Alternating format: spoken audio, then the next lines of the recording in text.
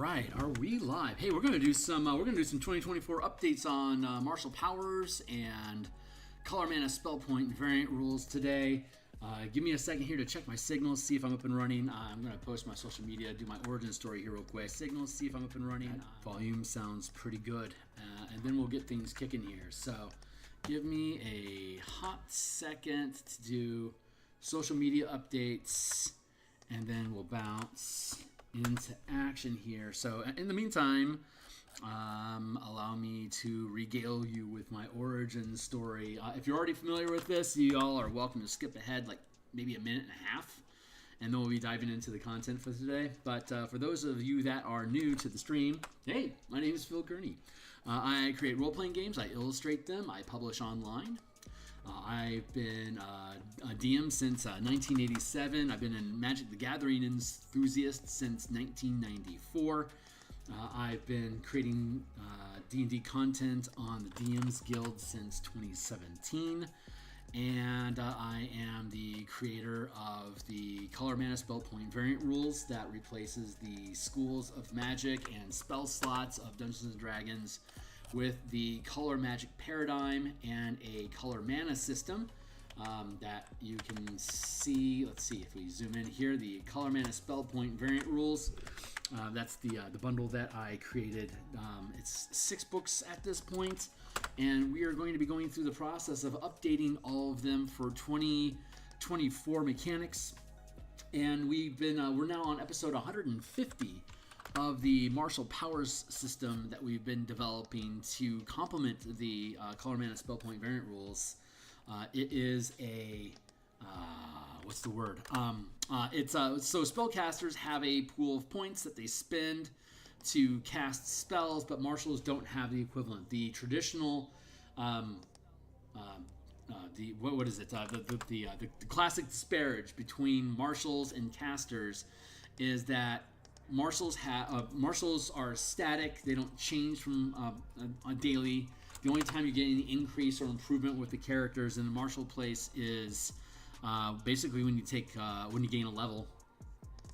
And compare that to the spellcasters that are fluid and dynamic. They have a massive resource in the form of spell slots, or in this case, a pool of mana.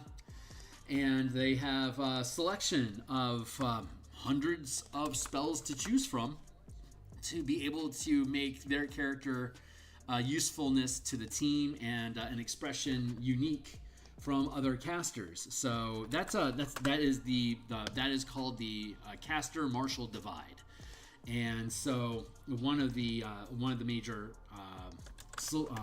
goals of the Martial Powers Project, much like in 3rd edition, was to create a mana system with not spellcasting magic available to the martial characters, so that they can also have a pool of resources and a wide array of options to be able to affect and change, to customize their action loop and their resources to be able to assist the team.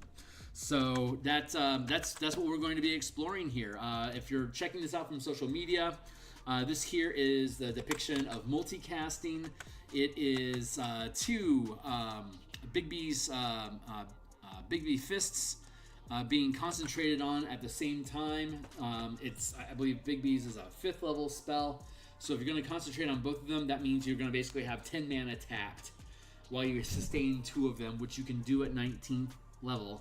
And but the downside of multi-tapping like this, or maintaining concentration on multiple spells, is that it spikes the difficulty of being able to maintain concentration.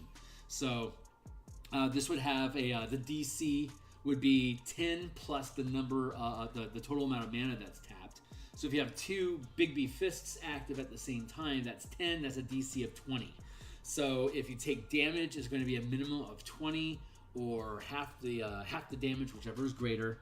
But then the extra kicker is something that we call attrition. Attrition is that whenever you make any saving throw at all, if it's a dexterity save, intelligence, charisma, it doesn't matter. Any saving throw that you make, whether you succeed the saving throw or not, you check the result that you get against your mana DC. So in this instance, it's a DC of 20. So if I ding you with a Ray of Frost and force you a dexterity saving throw, or your speed is halved for the round, that roll needs to be a 20 or higher, regardless of whether that passes the save or not. If you can't hit a 20 on that saving throw, both of these fists are going to be dispelled, which is a really significant balance point. I'm going to shift my seat. It's a really big balance point for the mana pool. One of the biggest problems that people have with spell points is how flexible they are to be able to cast, just to be able to spam spells over and over again while you have the points to do it. One of the ways to be able to resolve that issue is by increasing is by changing the difficulty of maintaining concentration on any spells in general. So many spells that so many really good spells in D&D require concentration, that simply making it more difficult to sustain concentration by increasing the DC and the frequency in which you have to do it, it now becomes a severe risk reward system. And after using this system for 7 years at my home table with various different players, the general consensus is we better make sure our positioning and defenses are crackerjack. Otherwise, all our spells are going to get dumped, and we probably won't be able to get them up and running again before the fight is over. We might need to run away if the wizard and the cleric lose their concentration, which is a fantastic place for the DM to be in, because now you can just harass your team with little piddly save stuff. The higher level they get, the more they ramp up the abilities that they can use, the more likely they are to have them fumbled away by blundered. We'll use the word blundered away by just bad positioning. So anyway, enough to do. I've got about an hour to play today. I'm on the X Twitter platform at Phil Kearney. If you're also on the X Twitter platform, you can catch me at Phil Kearney for the illustrations that I post, notifications when I go live, coupons, and different things that I'm doing. Catch me there. Here on YouTube, please do like, subscribe, hit the bell icon to get notifications of when I'm live in the future. I'm here about 10 times per week unless I'm playtesting, which could eat up 1 or 2 of the time slots. But if you're interested in playtesting, you're welcome to jump on board. You can join me on my Discord channel here.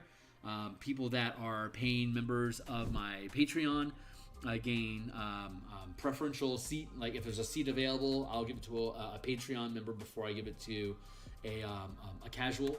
And of all the books that I've created, Spelljammer, Combat, and Exploration, the 6 books in the Color Mana variant system, Pacts and Pages of Ravnica, these are all going to get updated for the new 2024 rules. And I'm really looking forward to going through this whole process with you guys. Today, we're going to play with just the martial power system in general, and you can access these rules as this is an alpha playtest document that you can access, which is here on my Patreon. You do not need to be a member of my Patreon to access this. It is a read-only document for casual viewers. Playtesters have edit access to be able to make comments and suggestions, which I absolutely love you for doing. But there's some really fun stuff that's starting to crop up. First, I'm gonna pull out this here. This is the document that you see on my Patreon if you go click it up. So all the martial classes become half casting classes with something called martial powers. Powers is a magic that is not spell casting. It does not mesh at all with spell casting. It is again the solution for martial characters not having the same range of options and selection that casters do. So for those that are already familiar with this, great. Again, for those that aren't, there's powers that require mana. I can now officially update this. 181 powers so far. 115 of them require mana, anywhere from 1 to 4 mana to cast or to channel at any given time. And then there is a slew of meta powers. There are 66 of them. 13 combat masteries, including the weapon masteries that exist on weapons now in 2024, plus additional masteries. You can prepare a mastery like you could prepare a spell. It's kind of like a cantrip that you apply to the damage of a weapon. So like a Ray of Frost would do like D8 damage plus save or slow. Put that on a mace, and you're dealing mace damage plus whatever else you got going on with it, feats and stuff. Plus, if you want to use like the slow mastery, you hit the target, you deal damage, you reduce their speed by 10 feet until the start of the next turn. It doesn't stack if you hit them multiple times. So there you go. There's that. We have the old feats as powers, and this is being updated. We'll drop down here and get rid of those. So we already did some of this work. Here's the 2024 feats. There's 43 in total. We're going to fetch these up. Get rid of that. Bounce back up to here. Drop those in. One of the major tasks that we need to perform is make sure that there are, in fact, 43 feats. That we have the full library. We've been borrowing off of Find More, added fighting initiates, removed skilled. Good. These are the feats. So instead of learning a power, or instead of preparing a power, you can prepare feats. You don't gain the stat bonus if you prepare a feat this way, but you also don't have any prerequisites. It's like a spell that you have access to. It's effectively a cantrip or like a buff enhancement. So you can stack up your prepared powers with just nothing but feats and ignore your mana pool altogether. You can also stack up on combat masteries. If you are proficient with a weapon using this system, characters that are martial characters, and basically defined as having the channeling ability. If you're a martial character, you automatically gain the weapon mastery for whatever weapon it is that you're using if you're proficient with that weapon. But you can also prepare masteries as combat masteries separate from the weapon, so that it doesn't matter what weapon you're using. If you have, say, Nick, Nick only works for dual wielding light weapons only, so you don't really need to have that one. So we can actually get rid of Nick because it's dual weapon. It's it's only dual wielding weapons, and that's a weapon property. If you're proficient with that weapon, you can also use the masteries that weapon possesses. Note: Nick is not present. Nick requires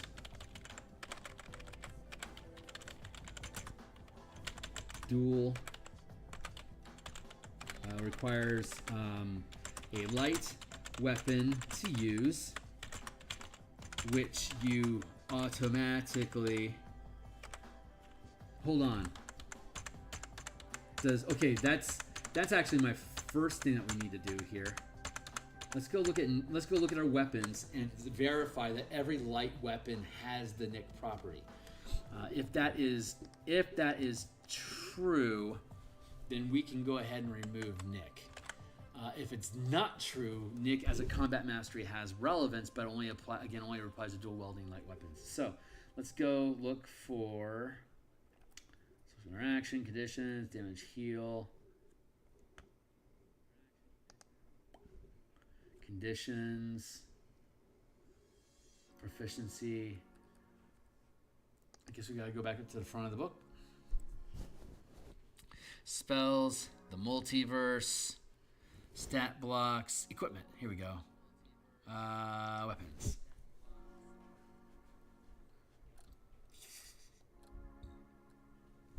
Hey, nice. It is the Lord of Blades, who is from Eberron. This is really cool to have an Eberron piece here. I like it. That's some cool stuff. Right on. Okay, let's see. Coins. Sure. Weapons. There we go. Let's check out who got the Nicks. Properties, masteries. There we go. Nick, dagger, light. So we're looking for the light property, and we're looking for Nick. Nick is when you make the extra attack with the light. When you make the extra attack of the light property, you can make it as part of the attack action instead of as a bonus action. You can make this extra attack only once per turn. Okay, so Nick property, finesse, throne, light. Let's look for more light properties. Hand axe does not have the Nick property, so this is already proven to be relevant. Light hammer has Nick. What else have we got? Light sickle has Nick. Anything else with the light property? Finesse, light. Nick, Vex, short sword, light, has Vex. We can give it Nick. No, Nick is for melee. Okay, so that let's see. Nick, dual wielding light melee weapons only. Light melee weapons only. You can make the offhand attack as part of the attack action instead of using a bonus action. Weapon masteries is presented in a player's handbook. I can now remove the 2024 language. While weapons retain their masteries as listed in the player's handbook, you do not need to learn the mastery if a weapon has any. You do not need to prepare, as the word we're going to be using. You do not need to prepare. You do not need to have the mastery for a weapon prepared. If you, while weapons retain their masteries as listed in the player's handbook, you do not need to have the masteries for a weapon prepared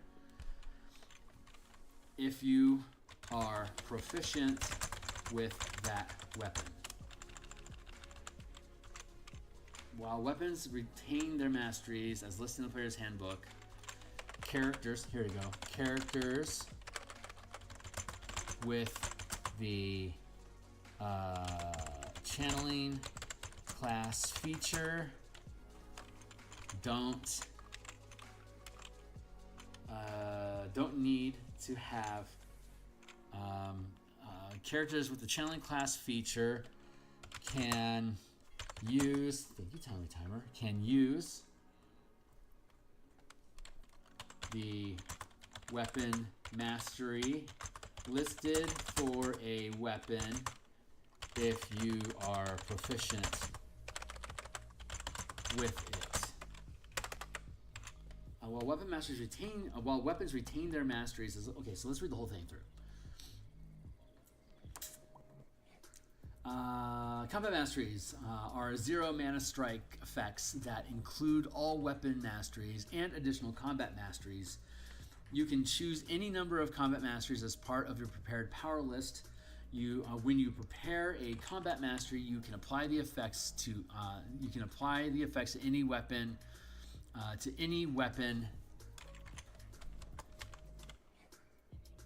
weapon unless its description limits which weapons can use. Unless the description states otherwise. Unless the description indicates otherwise. Period. Combat masteries cannot be used while channeling a strike power or other weapon masteries.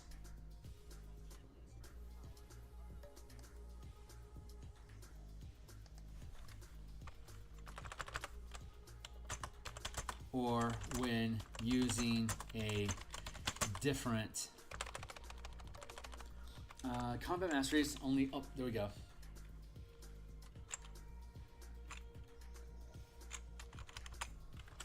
You can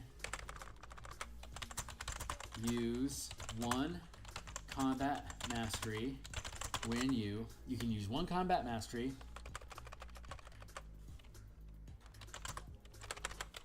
for each attack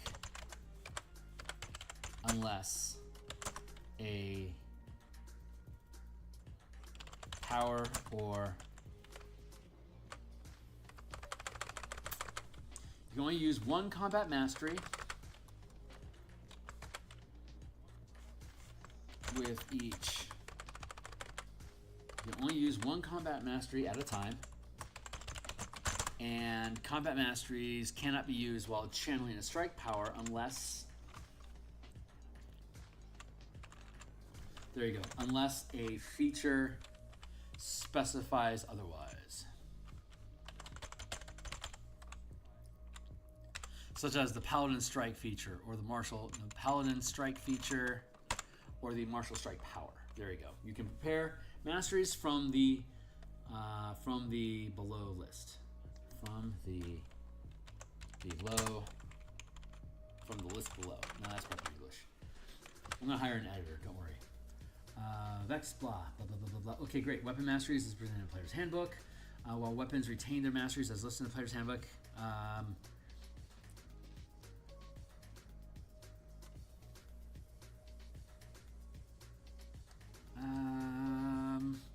Characters with the channeling class features can use the weapon mastery listed for a weapon if you are proficient with that weapon. While weapons retain their masteries as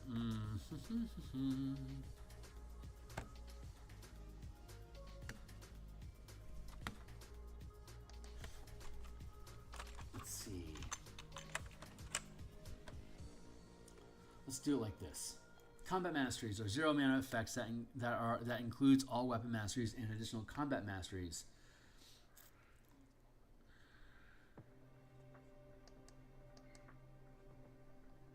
No, yeah, we should have that first. Blah, blah, blah, blah, blah, blah. Okay.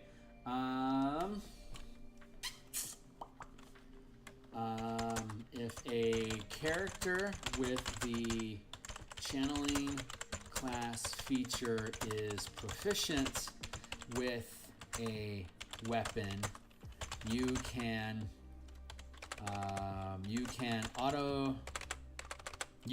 use the masteries. You can use the mastery listed for that weapon in the PHB without preparing it. You can use the mastery listed for that weapon. You can use its mastery. You can use its listed mastery while attacking with that weapon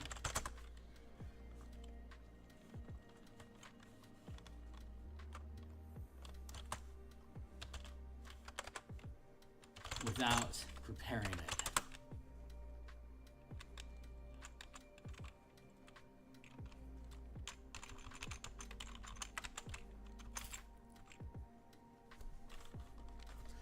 If weapon masters are presented to players as presented in the player's handbook. If a character with the channeling class feature is proficient with a weapon, you can use its listed mastery while attacking. You can use its listed mastery with that weapon. With that weapon, even if you have not, whether or not you have chosen, whether or not you have prepared.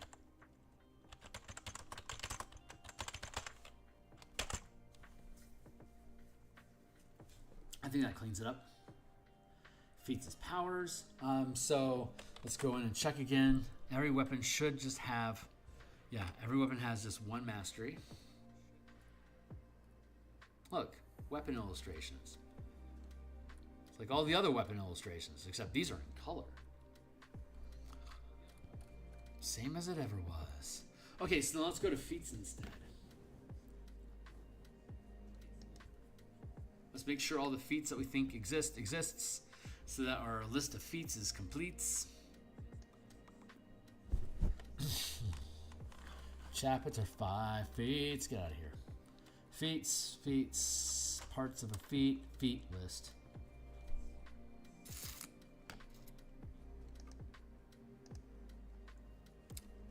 Ooh, there's a lot of origin feats. Okay.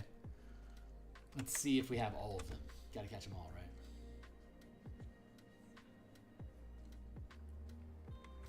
Alert. Check.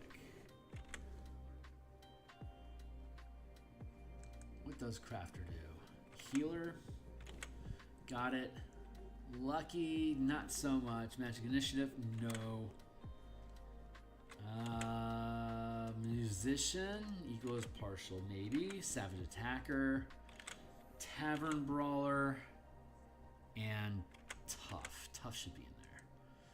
Wait, no. Tough is a permanent change. Is a change to your character's hit points. It's not. We add temporary hit points, but we don't add actual hit points. So let's make sure these are all panning out correctly. So let's take a look. Tough. Your hit point maximum increases by an amount equal to twice your character's level when you gain this feat. Whenever you gain a character level thereafter, your hit point maximum increases by an additional 2 hit points. That's not bad. So let's skip off of that one. Musician. You gain proficiency with 3 musical instruments of your choice. That is a fair reason to keep this away. Encouraging song as you finish a short or long rest. You can play. Yeah, no, we're gonna skip that because when you finish a long rest, you can prepare powers. So you might not have it when you finish a long rest to cheat the system. Crafter, 3 artisan tools. That's why we skipped crafter because we don't want to give you free proficiencies. Cool, so that list is good. And now let's go to our general feat list. Ability score improvement is not something that's available. Actor, got it. Athlete, got it. Charger, have it. Chef, got it. Let's double check chef real quick to make sure it's supposed to be on here. Increase your proficiency with cooking utensils. That's 1 proficiency, which is okay.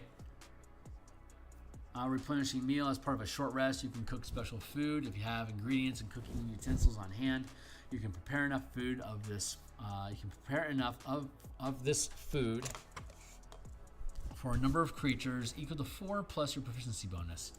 At the end of the short rest, any creature who eats the food and spends 1 or more hit dice to regain hit points regains an extra D8 hit points. Cool. Bolstering treats. With 1 hour of work when you finish a long rest, you can cook a number of treats equal to your proficiency bonus if you have ingredients and cooks utensils on hand. These special treats last 8 hours after being made. A creature can use a bonus action to eat one. Nom, nom, nom, nom, nom, nom. And to gain a number of temporary hit points equal to your proficiency bonus. Yeah, okay. That's useful at first level. Crossbow expert. CBE, good to me. Crusher, got it. Defensive duelist, got it. Dual wielder, got it. Durable, have it. Elemental adept, no. Fade touched, no. Spell casting generally is a no. Great weapon master, yes. Heavily armored, no. We're not doing armor proficiencies because you have to be proficient with the armor, and that's not guaranteed. Heavy armor master equals no. Ooh, keen mind. That could be useful. Inspiring leader, yes. Lightly armored, no. Mage slayer, yes. Mounted combatant, yeah. Martial weapons training equals no. Medium armor, no. Moderately armored equals no. Mounted combatant, yes. Observant. Ooh, let's keep an eye out for that. Observant. Piercer equals yes. Poisoner equals yes. Polearm master equals yes. Resilient might be permissible. Let's check it out and see. Ritual caster equals no. Sentinel equals yes. Sharp. Shadow touch is a spell thing. That's a no. Shield master is a yes. Skill expert. Let's check that out, but I think that's what skilled was, and it should be a no. Skulker, yes. Slasher, yes. Speedy, yes. Spell sniper is a no. Telekinetic and telepathic, those are yeses. They grant cantrips, sure, but they're not actual spells that grant mana, so that's okay. Weapon master, that gives you a mastery, you don't need it. Archery, ooh, wait. Archery, yes, have it. Blind fighting, yes. Defense, yes. Dueling, yes. Great weapon master, yes. Interception, yes. Protection, yes. Thrown weapon fighting, 2 weapon fighting, unarmed fighting. Okay, cool. So we still have 4 feats for us to take a look at. Skulker, increase your dex, blah. You have blind sight 10 feet, fog of war. You exploit the distractions of battle, gaining advantage on any dexterity stealth checks you make as part of the hide action during combat. Wow, that's great. Sniper, if you make an attack roll while hidden and the roll misses. Making the attack roll does not reveal your location. That's fantastic, so let's include that. Skulker.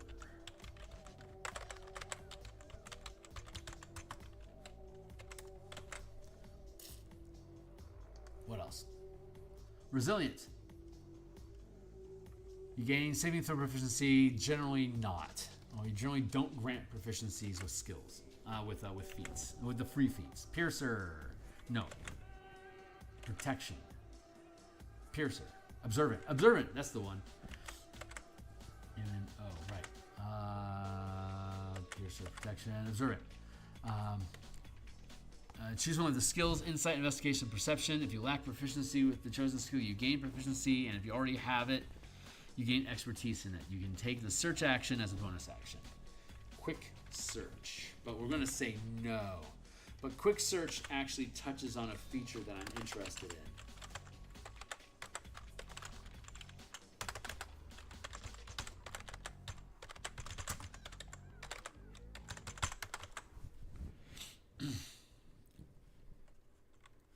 Keen mind. Choose skills. We generally don't allow you to choose skills. That's why Keen Mind was gone. And you can take the study action as a bonus action. Yep, study action, bonus action. Quick study.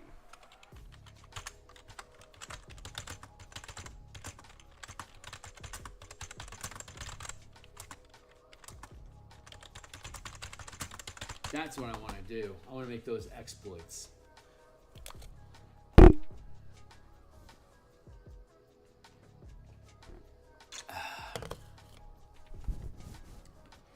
So we added Skulker. It looks like that's the only one that we did. I'm going to grab these, take those away. 1, 2, 3, 4, 5, 6, 7, 8, 9, 10, 11, 12, 13, 14, 15, 16, 17, 18, 19, 20, 21, 22, 23, 24, 25, 26, 27, 28, 29, 30, 31, 32, 33, 34, 35, 36, 37, 38, 39, 40. 1, 2, 3, 4, 5, 6, 7, 8, 9, 10, 11, 12, 13, 14, 15, 16, 17, 18, 19, 20, 21, 22, 23, 24, 25, 26, 27, 28, 29, 30, 31, 32, 33, 34, 35, 36, 37, 38, 39, 40. Huh, okay. It's 40, not 43. So less 3.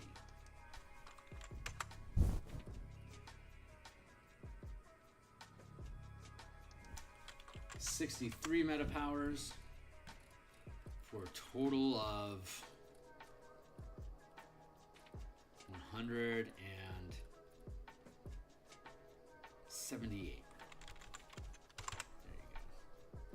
go. Okay, so back into the powers.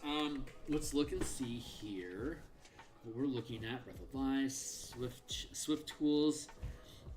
If using a tool that you can hold in one hand would normally require an action or a bonus action, or if consuming a potion, you can do so as an object interaction instead. We need to look up potion rules.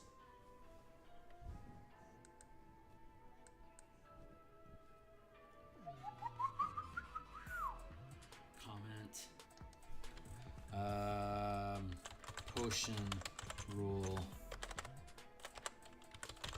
economy rules. There. Subtle channeling, you can't see it happening. Swift tools, you can do so as an object interaction instead. Swift attunement, you can attune to a magic item you're holding as an object interaction. You'll lose attunement when you release the item. Okay, so these are exploits, are swift. So let's see. Yeah, action economy doesn't actually. Okay, so these should be maneuvers, is what we're looking at. And these would be quicks. So let's go into rally. There's quick search. There's quick. So let's go look at. Let's go up and look at action economy. This is what's interesting to me. 20 tests, proficient actions. Here we go. So here's all the actions that exist. Attack, like bonus actions, for instance. Make a weapon attack with advantage. It's with advantage. It has that extra kicker. Dash, for the rest of the turn, give yourself extra movement equal to your speed. So dash, disengage, dodge. We knew those. Help, quick help. Oh, we also have hide. Those are all bundled together into cunning actions, right? Quick help equals help bonus action. Hide, we already have. Influence, quick influence. HI, quick influence equals influence bonus action. Magic, cast a spell, use a magic item, or use a magical feature. Use item. Quick magic equals use a magic item as a bonus action. These seem like low-hanging fruit, but it's mechanical. It's good mechanical space. I like ready.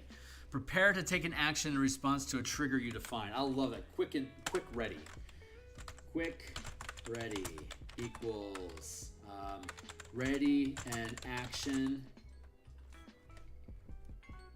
Thank you, timer.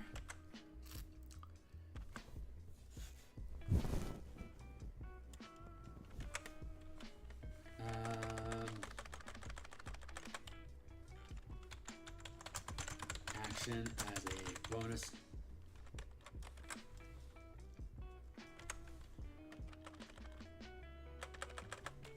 Use ready as a bonus action. Use search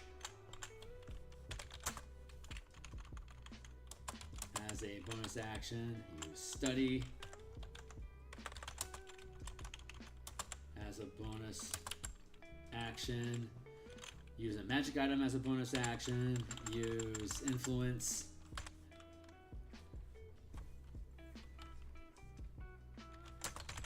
Use the influence action as a bonus action. I should probably go look at that feat again, huh?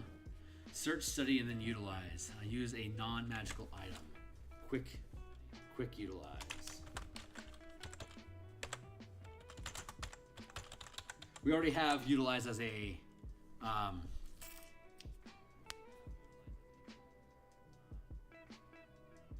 non-magical object.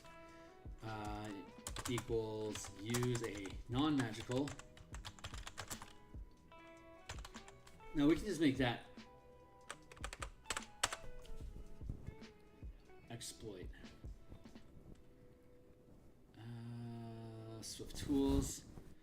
No, that's tools. That's just specifically tools. Object interactions, tools. So quick utilize equals use a non-magical object. Say bonus action. Okay. A non-magical object as a bonus action. That's pretty straightforward. Quick. Okay, so can we bundle these? So you have like you have cunning action or rogue stance, which allows you to dash, dodge, disengage, or dash, disengage, and hide for cunning action. You have those two trifectas, and those are features that you can have. Rogue stance is a sustained power that allows you to use those actions. So maybe.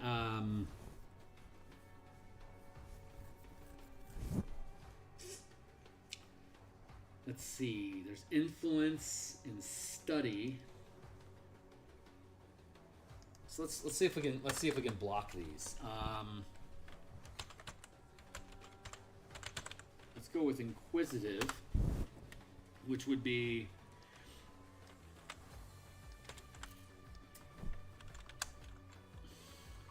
How about adept negotiator?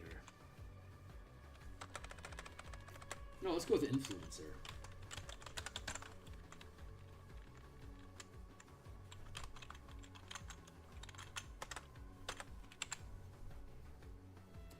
And then quick study. Is that how that works? Study? Study is... No, it's quick search. Insight. Allows you to discern a person's... I would think that study would be insight, not search. 1, 2, 3, 4.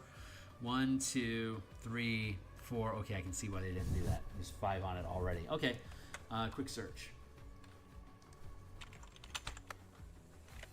What else we got for search?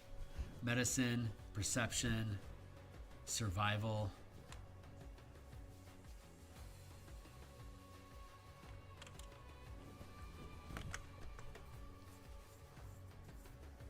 Influence is...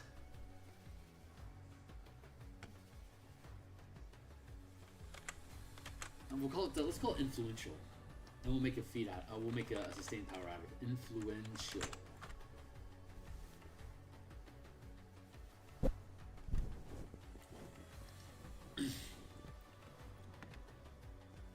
Use the influence action.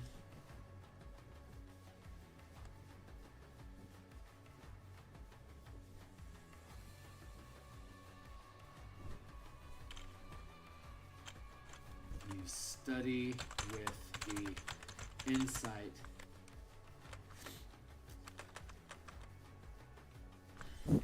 I could do... Okay, let's just go with grouping. Study and influence seem to go together to me. Let's go with...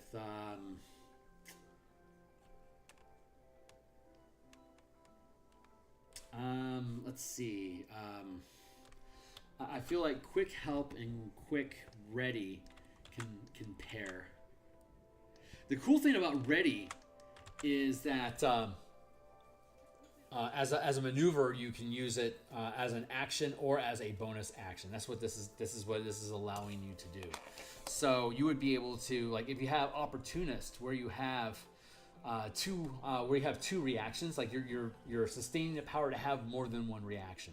Like say you have 2 reactions, you would then be able to prepare 2 actions using quick ready as a standard action, which is normal.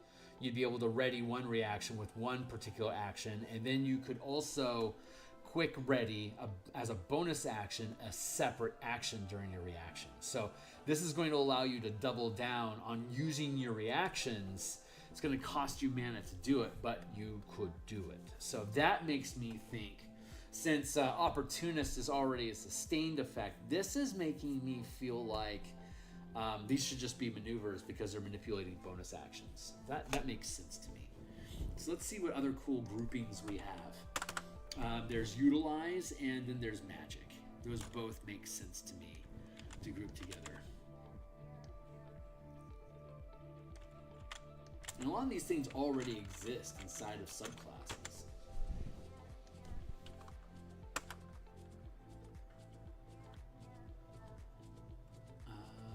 Magic item, help, influence, HI, study.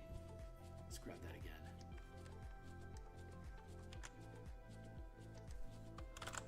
There. 1, 2, 3, 4, 5, 6, 7. So we've used influence, we've used study, we've used help, we've used ready, we've used utilize, and we've used magic. The only one that remains is search. Use search as a bonus action.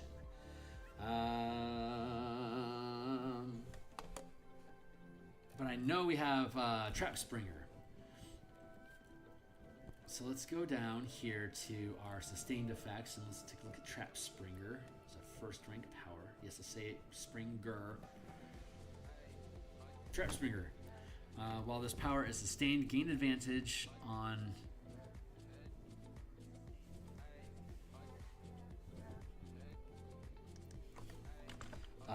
You can use the search action. You can search as a bonus action and gain advantage on any intelligence investigation and wisdom perception checks to notice traps. You automatically understand the general nature of any trap revealed this way, and you gain advantage on intelligence and dexterity checks used using tools you're proficient with to disarm traps. There you go. Pretty straightforward.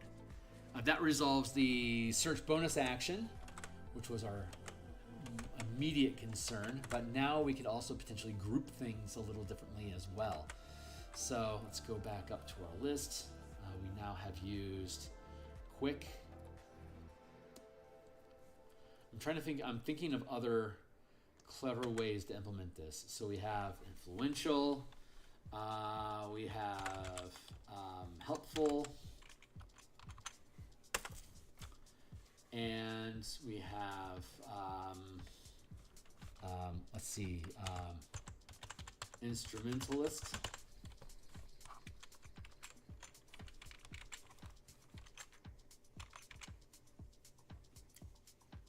Helpful, influential, instrumentalist. 1, 2, 3, 4, 5, 6. Okay.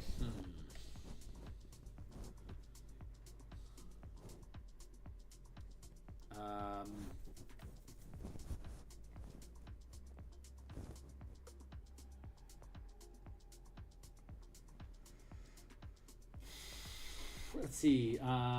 Gear? No. Helpful? I'm trying to think of clever titles. First, I'm still analyzing whether this should be a... I'm feeling... Sustained powers are rare, and they have big impact on the game. You can turn them on and off for sustained effects, and you can just burn whatever mana you need to and sustain them forever. So they're not a bad idea to stack action economy into as a sustained effect. First rank plus opportunist. That would eat up 3, so you'd have to be 9th level to have both helpful and opportunist active at the same time. Opportunist is the one that gives you multiple reactions. You have to give up action economy to gain it. Like you give up attacks and from your attack action, you can give up attacks and you can get additional reactions instead.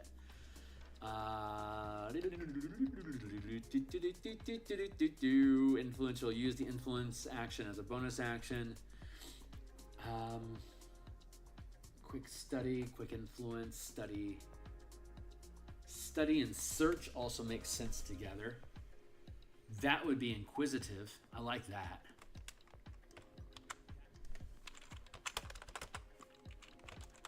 Quick study and quick search.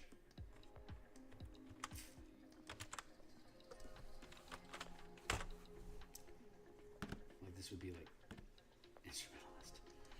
Inquisitive. Instrumentalist doesn't feel quite right.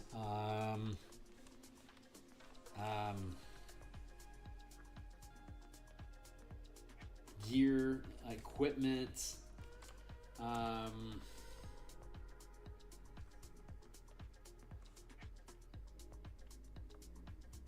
Usability. Interact. Use a non-magical object as a bonus action. Use a magical item. Use a magic item as a bonus action. Quickened.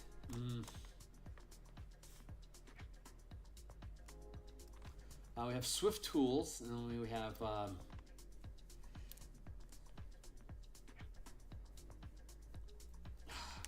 man, it's tricky. What's another word for? Let's look for synonym equipment.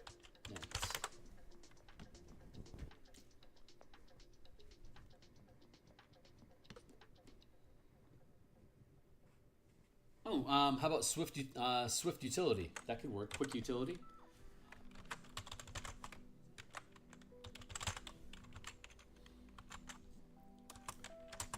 Equals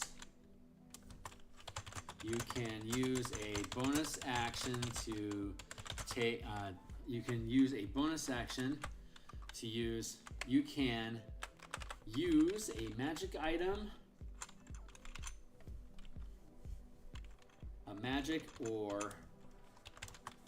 item, or non-magical object as a bonus action. There we go.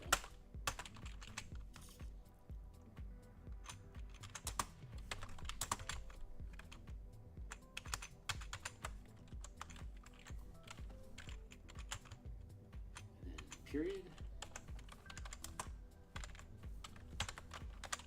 You can use a magic item or non-magical object as a bonus action.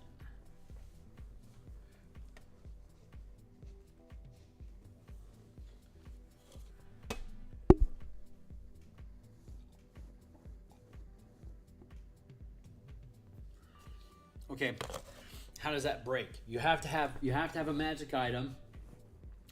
It's going to have some sort of a spell effect for you to be able to implement with a bonus action. You can use a magic item or a non-magical object as a bonus action.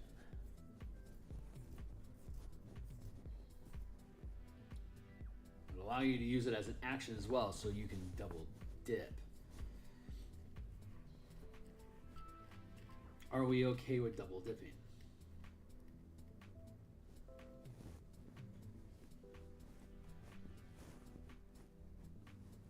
If it's a maneuver, you can use maneuver twice. And this would be the normal ability. So it would cost you mana. I feel like quick utility, maybe that should be second rank. Quick utility, you can use a magic, because it's a magic item, so you have to be at least 5th level. So you won't have a 1 level dip into rogue so that your wizard can just pick up a shitload of stuff. It's going to cost them their 8th and 9th level spell slot if they want to make use of that. That makes sense. So we're going to call quick utility a second rank power. That feels good. Let's see. Let's go with investigator. Investigator. Period.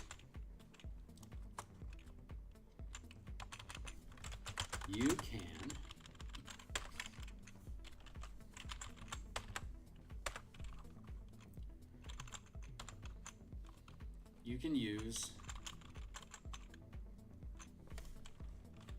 the search. You can search and you can search or study as a bonus action. We'll call these first rank. Investigator.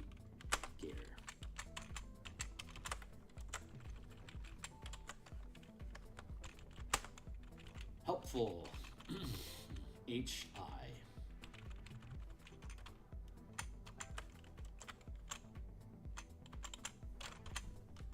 Period.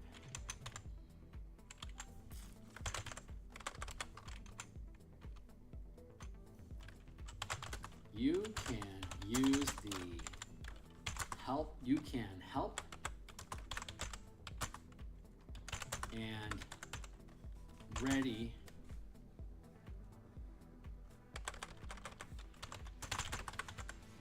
You can help or use the ready action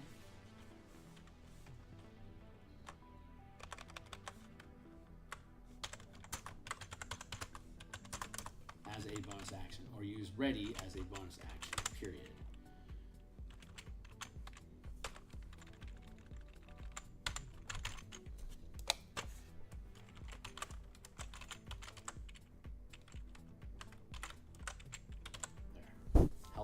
And then influential is, I like that. HI, investigator, influential. You can call it influencer.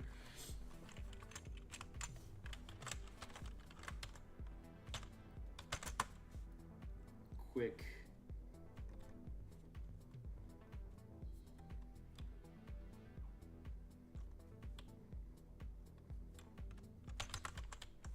Quick interaction.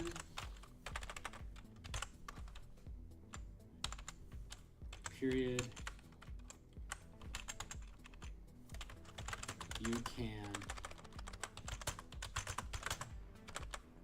influence or study as a bonus action, period.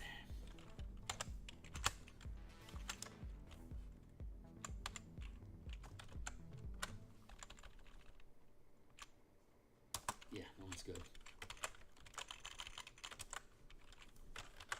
Quick investigation.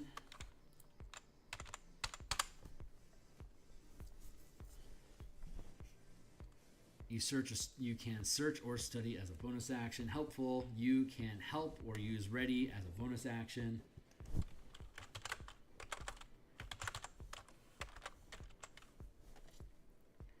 Quick utility. You can use a magic item or non-magic object or a non-magical object as a bonus action. Is there any other cool combinations we can come up with? Because I think these are great. Yeah, maneuvers. These make sense as maneuvers. Quick help. Is there any other cool combos? Investigation. Quick investigation. Is there any other cool combo? Study and search. Do we have that already? Search and study. Quick investigation. Search and study. Those naturally go together. How are we doing on time? We're almost done. Yeah, we're almost done.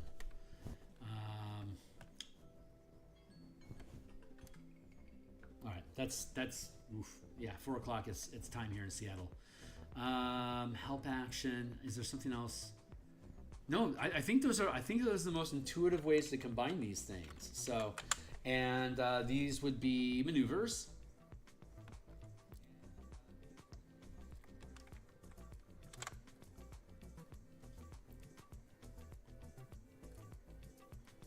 So this will be maneuver 2, QR, PQR, right.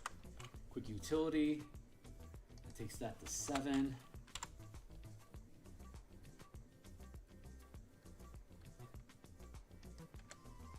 And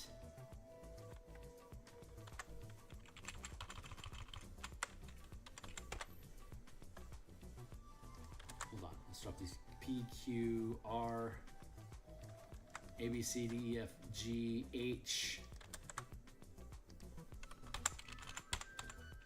Now I know ABCs. Won't you come and sing with me? Add 4. 25, add 3. That's 12. Cool, there we go. Bonus action, coordinated attack, coordinated dash, distract, flatten, goad, helpful. You can use help or ready. Okay, so here's the thing. If you learn the power twice, you can reduce the cost by 1. It only costs 1 to be helpful or to be quick investigation or a quick interaction. These are, we should go with swift. Now we'll go with quick help. Quick help.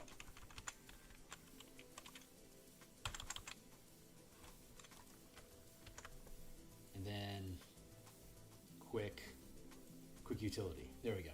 Nice. Okay, cool. So that's an example of how them like really keying in and dialing in what action you're using to make use of different skills. That's a really great example of how the 2024 mechanics are more design friendly. This is really useful because we know what action we're using. We can manipulate that. So you can search or study as a bonus action. You can influence or study as a bonus action. You can help or use ready as a bonus action. You can, and then at 5th level, you can use a magic item or a non-magical object as a bonus action. And then tools that you can use in one hand that you're proficient with can be used as an object interaction instead. There you go. So that's it for now. That's my hour. I'm going to be back on tomorrow night.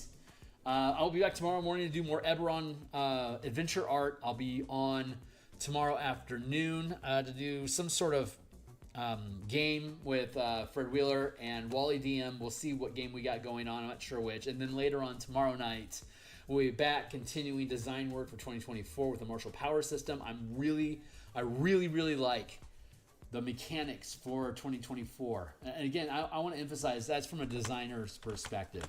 I'm not 100% sold that I like how gritty 5e is, or Pathfinder is, or Draw Steel is, or DC-20. They're all very technical games that I technically like to play a lighter, faster moving game with more gonzo narrative that's less dialed in. But again, from a design perspective, I really like how specific the mechanics are.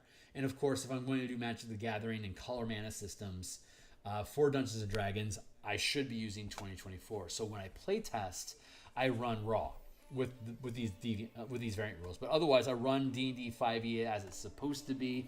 I don't use any like characters roll a dice, or like you automatically take damage as a saving throw to reduce it when you're attacked. Stuff like that. I'm not implementing any of those rules in the playtesting. I'm using book as written, modified by whatever playtest rules we're using. That's the proper way to that's the proper way to conduct playtesting for a game system that exists. Use as much of the game as written, as intended and as written, and then later on you're just whatever homebrew rules or whatever variant rules that you're implementing, just those rules alone, to see how it changes the game. So far, this system has been fantastic for 2014. But now we have to update the entire document and make sure everything still jives for 2024. That is our goal for this and all the other books that we've created that we have listed on DMsGuild. So check that stuff out. I will be back tomorrow morning again with y'all. And I hope you have a great night. Thanks a lot.